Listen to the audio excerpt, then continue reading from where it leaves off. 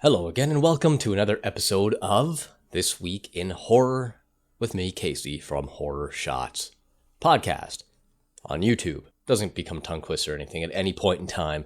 Just keep calling it Horror Shots. This week we got a bunch of great news for you, including an art exhibit all about horror movies, taking place in Los Angeles starting later this month, and going into November, we have I Like Scary Movies. The fall exhibit will be taking place at the HD Buttercup building in Los Angeles.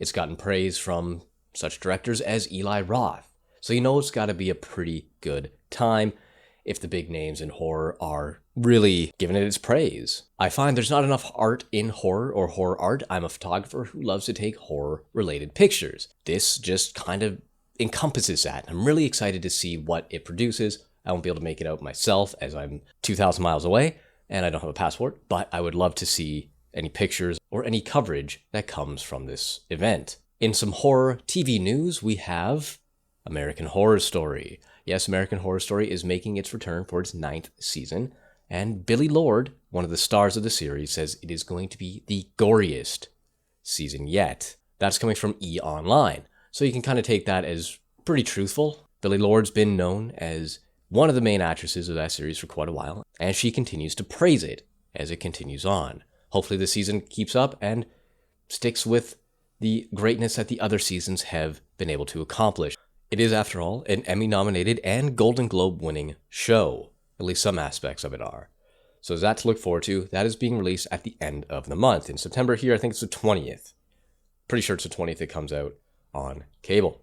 How can we talk about horror news without talking about It Chapter 2? Now that was released last Thursday, and I went to go see it. It does wrap up the series nicely. This isn't going to be a review on that. It's more about the box office numbers. So, with that said, It Chapter 1, I guess you could call it, opened to a domestic box office of $123.4 million. That is just domestic, whereas It Chapter 2 grossed around 90 in its first run in the theater.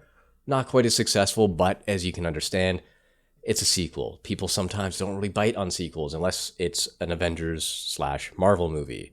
But It Chapter 1 did raise a shit ton of money for a very, very good horror franchise.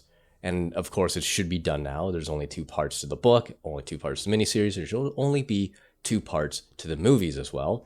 But you never know what the bigwigs up in Hollywood have to say about it. However, worldwide, It Chapter 2 did gross $185 million over the course of its first weekend in the box office, though I did read reports that it did drop about 70% come Monday, so that's not always a great sign. We'll see how it picks up in the following weeks, if it continues to run high or if it'll cool off quite a bit. The reviews have been kind of mediocre, a little bit lukewarm at best for it, so we'll see what it has to offer. What about upcoming releases coming out this week? Well, we have Haunt, which is brought to you by the people who made A Quiet Place. Now, apparently it was a very good movie. I never saw it. It wasn't really my cup of tea. Not every horror movie in the world is for everybody, and I'm included in that. It just didn't scratch that itch that I was looking for at the time, and it just kind of went by the wayside.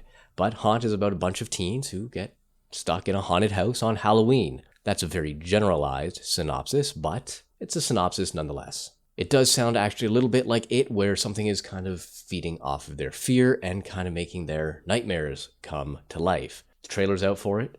Comes out, I believe, today, actually. So go check out where you can find Haunt, be it local or on VOD somewhere. It might be on Amazon, iTunes.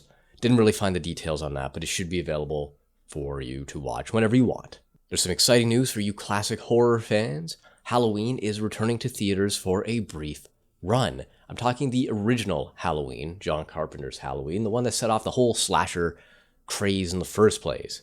That is returning to select theaters. So if you are a fan of that movie and you never did get to see it in theaters in the 70s, now is your chance. I will put a link in the description where you can find out where they are playing.